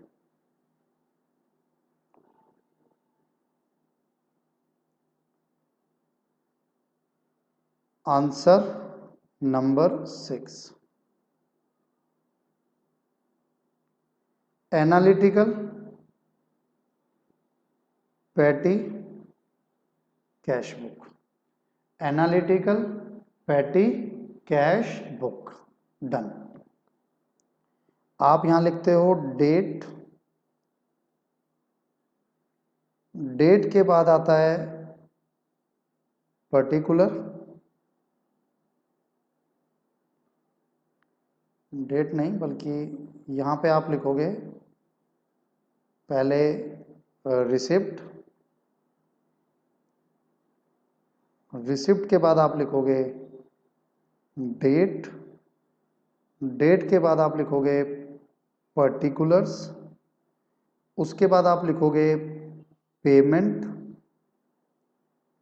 उसके बाद ना जितने खर्चे हैं उन सब खर्चों का नाम आएगा एक एक करके। जैसे जैसे जैसे यहाँ पे देखो क्या क्या खर्चे हैं। पोस्टेज, तो एक आएगा पोस्टेज, फिर क्या है उसके बाद एक है स्टेशनरी, तो आएगा स्टेशनरी, फिर क्या है, फिर है एडवर्टीजमेंट वेजिस कैरिएज, तो आप लिखोगे advertisement wages carriage, carriage conveyance, फिर आप एक लिखोगे कन्वेंस, कन्वेंस के बाद ट्रैवलिंग उसी में चला जाएगा, पोस्टेज में पहले बना चुका हूं, ऑफिस क्लीनिंग, टेलीग्राम पोस्टेज में चला जाएगा, ये भी पोस्टेज में चला जाएगा, एक आ जाएगा ऑफिस क्लीनिंग, तो उसको हम लोग डाल देंगे मिसलेनियस में। कुछ इस तरीके से नंबर ऑफ खर्चे, जितने खर्चे हैं सबके अकाउंट बनेंगे आपके पास। ठीक है जी। अब इसी क्वेश्चन को मैं आपके साथ स्टार्ट करता हूं और देखना ध्यान से, हालांकि कुछ खास इंपॉर्टेंट है नहीं बट कोर्स में है तो मैं छुड़वाना नहीं चाहता बच्चों। मैं कल को ये नहीं चाहता कि आप कहोगे सर ये नहीं कराया और यही आ गया। मैंने पहले ही बोला था बुरा वक्त कह के नहीं आता। आप लोग इन्हीं चीज़ों को छोड़कर चले जाते हो और हमने देखा है कुछ टीचर्स भी हैं, काफ़ी टीचर्स हैं बल्कि ऐसे जो कि 11th पे फोकस ही नहीं करते कि 11th में जो किया था बच्चों वो तो आपको आता होगा, चलो आगे बढ़ते हैं। नहीं, लेक्चर के 40 की जगह 50 लग जाए फर्क नहीं पड़ता, लेकिन कोर्स पूरा कंप्लीट करना है। सबसे पहले आता है 1 अप्रैल को आपको कैश रिसीव हुआ, तो आप यहां पे लिखोगे 1 अप्रैल टू कैश आपको रिसीव हुआ कितना, 2000, आप यहां लिखोगे रिसिप्ट साइड 2000, डन बस, या बाकी सारे खर्चे आएंगे। अब 2 अप्रैल को कहता है पेड फॉर पोस्टेज, तो बाय पोस्टेज कितना खर्चा है 160, तो ये यहां पर भी आएगा और पोस्टेज में भी आएगा, दोनों में आएगा। फिर कहता है paid for stationery 5 April by stationery, कितना खर्चा है 100, तो ये यहां पर भी आएगा और ये यहां पर भी आएगा। आगे बढ़ो, पेड फॉर एडवर्टीजमेंट 8 अप्रैल 200 रुपए, तो ये 200 यहां पर भी आएगा, ये 200 यहां पर भी आएगा। 8 अप्रैल का है बाय एडवर्टीजमेंट, बाय एडवर्टीजमेंट। फिर आ जाओ बाय वेजिस 80 रुपए 12 अप्रैल के, 80 रुपए बाय वेजिस 12 अप्रैल के, बाय वेजिस। फिर आता है कैरिएज 16 अप्रैल के 60 रुपए, कैरिएज 16 अप्रैल के 60 रुपए। अकाउंट सबके आगे लिखना होता है, जगह नहीं है मैं नहीं लिखता हूं। और उसके बाद कन्वेंस के 88 रुपीज 20 अप्रैल के, 20 अप्रैल 88 बाय कन्वेंस, डन। फिर कहता है फिर ट्रैवलिंग एक्सपेंस 320, उसी में डाल देंगे हम 25 को, बाय ट्रैवलिंग एक्सपेंस 320। आप इसको कन्वेंस में भी डाल सकते हो, मिसलिनियस में भी डाल सकते हो, किसी में भी डाल सकते हो, इतना कोई हार्ड एंड फास्ट रूल नहीं है कि आपको सभी के लिए अलग बनाना है। फिर आ जाएगा पोस्टेज आपके पास 27 अप्रैल को 48,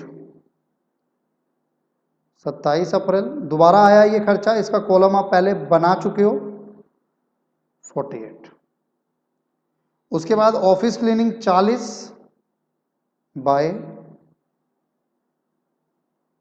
क्लीनिंग 40, और ये हम डालेंगे मिसलिनियस में। अमाउंट अमाउंट अमाउंट हो गया, डेट 28 अप्रैल।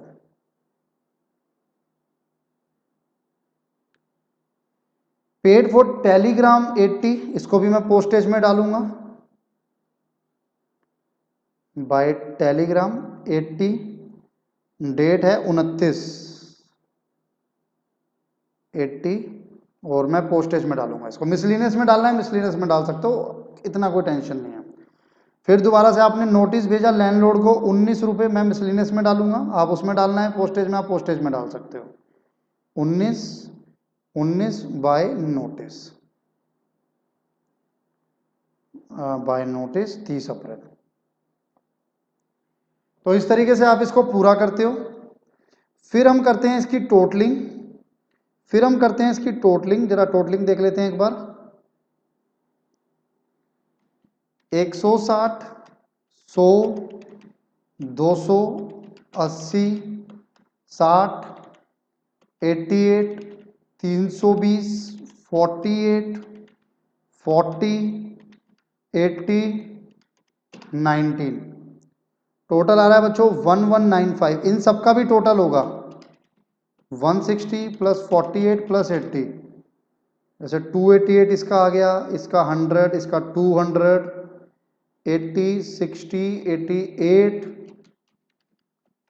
40, 19, तो 379। अब क्या करना, अब लिखना यहां पर बाय बैलेंस सीडी।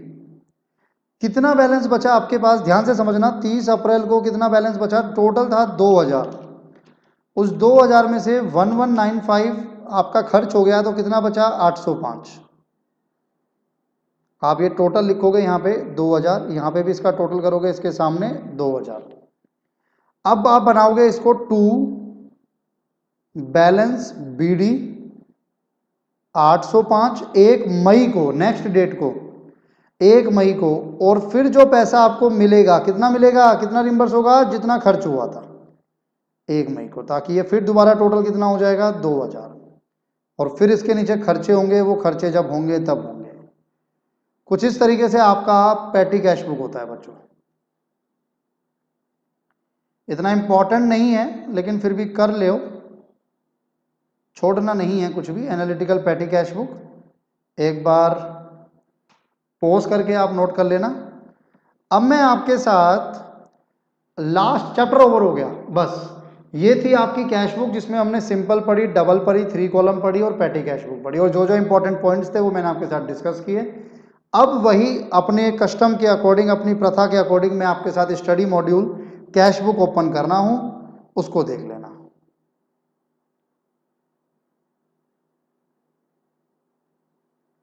देखो कैश बुक, थोड़ा सा इसको छोटा कर लेते हैं हम लोग।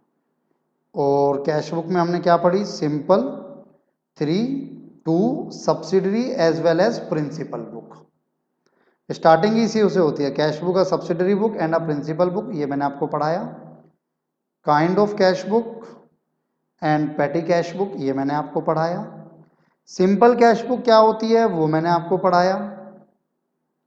डबल कॉलम कैश बुक क्या होती है वो मैंने आपको पढ़ाया। ठीक है जी, ये इलस्ट्रेशन जरूर देख लेना, इसके एग्जाम्पल जरूर देख लेना, क्वेश्चन जरूर देख लेना प्लीज। स्टडी मॉड्यूल की कोई भी इलस्ट्रेशन, स्टडी मॉड्यूल का कोई भी क्वेश्चन, कोई भी लाइन छूट नहीं चाहिए, एक एक बार सब कुछ रिवाइज कर लेना। ये आपको ना सारे पॉइंट्स हैं, जैसे 3 कॉलम कैश बुक को बनाने में क्या क्या पॉइंट्स आपको रखने हैं, तो आप पढ़ोगे तो सारा वही है जो मैंने आपको बताया था, कुछ नया नहीं है इसमें। If initially check received are entered in cash column and then sent to bank, the entry is as if cash has been sent to bank। ये जो मैंने आपके साथ बात की थी कि भाई आपको चेक रिसीव हुआ लेकिन उस डेट पर डिपॉजिट नहीं हुआ, तो आप उसे क्या मानते हो, कैश। और जब आप उसे बैंक में भेजोगे तो वो ऐसा माना जाएगा जैसे कि आपने कैश बैंक में भेजा हो, यानी कॉन्ट्रा एंट्री मानी जाएगी। तो ये सारे पॉइंट्स आपके पास वही हैं कॉन्ट्रा एंट्री के।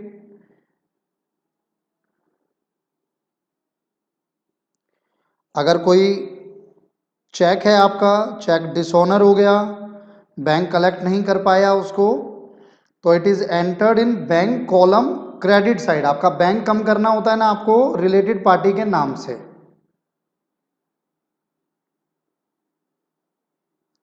ये एंडोर्समेंट का केस है, तो जब चेक रिसीव होगा तो आप बैंक कॉलम को इंक्रीज करोगे डेबिट साइड। जब आप एंडोर्स करोगे यानी ट्रांसफर करोगे तो अमाउंट को आप बैंक कॉलम में क्रेडिट साइड करोगे। ये सारी चीजें हमने आपके साथ डिस्कस की हैं, कुछ नया नहीं है इसमें। इलस्ट्रेशंस आप जरूर एक बार सारी देख लेना प्लीज। अगर ये पैटी कैश बुक जो मैंने आपको बताया, petty cash book, imprest system of petty cash book, उसके ये एग्जाम्पल, ये जो हमने पढ़ा receipt, date, ledger folio, voucher number, particular, total कह लो या अमाउंट कह लो, उसके बाद जो भी आपके खर्चे हैं वो सारे, लास्ट में सन्ड्रीज कह लो या मिसलिनियस कह लो, एक ही बात है। Advantage done. ये आपका इंपॉर्टेंट नहीं है, सैलरी जो आपकी एंट्रीज हैं, यानी कि एक ना ये टॉपिक है आपके पास, तो ये एज सच कोई इंपॉर्टेंट नहीं है आपके लिए, फिर भी आप इसको एक बार और रीड कर लेना, बाकी ये इंपॉर्टेंट नहीं है। तो ये आपका चैप्टर था, इसमें कुछ ज़्यादा नहीं था। अब मैं अगर आपके साथ डिस्कस करता हूँ, चलो एक बार जरा, the total of discount column on debit side of cash book. अब कैश बुक के डेबिट साइड का जो डिस्काउंट कॉलम है, कैश बुक के डेबिट साइड का जो डिस्काउंट कॉलम है, recording cash discount deducted by customer is posted to. तो डेबिट साइड का कैश डिस्काउंट कहाँ जाता है? डेबिट साइड का cash discount discount allowed account में डेबिट होता है, तो डेबिट होगा टू डिस्काउंट अलाउड अकाउंट में। Cash book is a type of subsidiary but treated as principal book. इनमें से क्या 3 कॉलम कैश बुक का कॉलम नहीं है? कैश कॉलम है, बैंक कॉलम है, पैटी कैश नहीं है, वो अलग बुक है। कॉन्ट्रा एंट्री कब पास होती है? When 3 column cash book is prepare, क्योंकि कॉन्ट्रा के लिए कैश और बैंक दोनों चाहिए। कैश बुक में क्या रिकॉर्ड होता है? रिसिप्ट, पेमेंट, दोनों। जो बैलेंस बचेगा पैटी कैश बुक में, तो भाई पैटी कैश बुक में बैलेंस किसका बचेगा? कैश का ही तो बचेगा, तो कैश का जो बैलेंस बचेगा वो आपका क्या होगा? एसेट होगा। If Ram has sold goods for cash, entry क्या रिकॉर्ड होगी? एंट्री कहाँ रिकॉर्ड होगी? सॉरी, क्योंकि आपने कैश में सोल्ड किया है तो कैश बुक में रिकॉर्ड होगी। Cash book, subsidiary book and principal book explain, ये मैं आपको बार बार बोल रहा हूँ, बहुत इंपॉर्टेंट है थ्योरी पॉइंट ऑफ व्यू से। Various kind of cash book में 4 आएंगी, 3 तो जो आपकी मेन है और patty cash book. 3 column cash book के एडवांटेज आप पढ़ोगे तो आपको मिल जाएंगे, बस बाकी आपके प्रैक्टिकल क्वेश्चंस हैं, और इस चैप्टर में बच्चे कुछ था नहीं। तो मैंने आप लोगों के साथ आज के अपने इस लेक्चर में थोड़ा सा एक्सटेंड जरूर किया, हमने लेक्चर को 1.5 घंटे से ऊपर हम ले गए इसको, लेकिन उसका टारगेट यही था कि आप कैश बुक कंप्लीट कर लो, क्योंकि अगर आधे घंटे का छोड़ भी देंगे तो नेक्स्ट लेक्चर बेकार हो जाएगा हमारा। अपने नेक्स्ट लेक्चर में मैं आपके चैप्टर नंबर 2 जो हमारा चल रहा है अकाउंटिंग प्रोसेस, जिसमें journal, ledger, trial balance, cash book, rectification of error, ये 5 चैप्टर हमने या 5 यूनिट्स हमने कंप्लीट की है। चैप्टर नंबर 2 अकाउंटिंग प्रोसेस में बच्चे एक रह गई है, वो है आपकी सब्सिडियरी बुक्स। बहुत सिंपल है, बहुत इजी है, उसको हम लोग अपने नेक्स्ट लेक्चर में कंप्लीट करेंगे। रिवाइज करते रहिए साथ के साथ बच्चों। चलिए जब तक के लिए थैंक यू, मिलते हैं अपने नेक्स्ट लेक्चर में बच्चों, बाय बाय।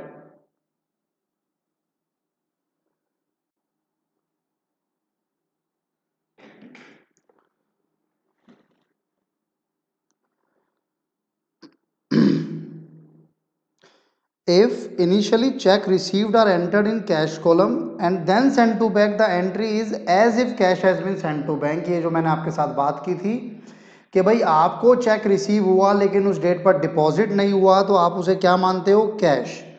और जब आप उसे बैंक में भेजोगे तो वो ऐसा माना जाएगा जैसे कि आपने कैश बैंक में भेजा हो, यानी कॉन्ट्रा एंट्री मानी जाएगी। तो ये सारे पॉइंट्स आपके पास वही हैं कॉन्ट्रा एंट्री के।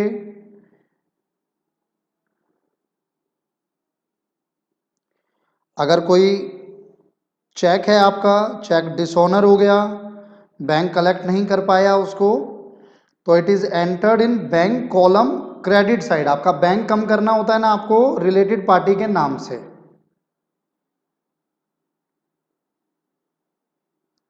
ये एंडोर्समेंट का केस है, तो जब चेक रिसीव होगा तो आप बैंक कॉलम को इंक्रीज करोगे डेबिट साइड। जब आप एंडोर्स करोगे यानी ट्रांसफर करोगे तो अमाउंट को आप बैंक कॉलम में क्रेडिट साइड करोगे। ये सारी चीजें हमने आपके साथ डिस्कस की हैं, कुछ नया नहीं है इसमें। इलस्ट्रेशंस आप जरूर एक बार सारी देख लेना प्लीज।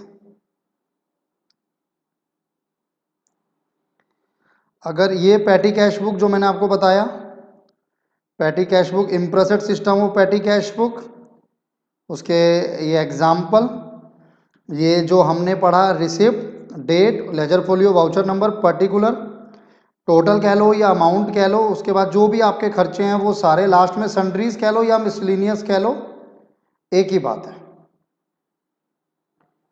Advantage done.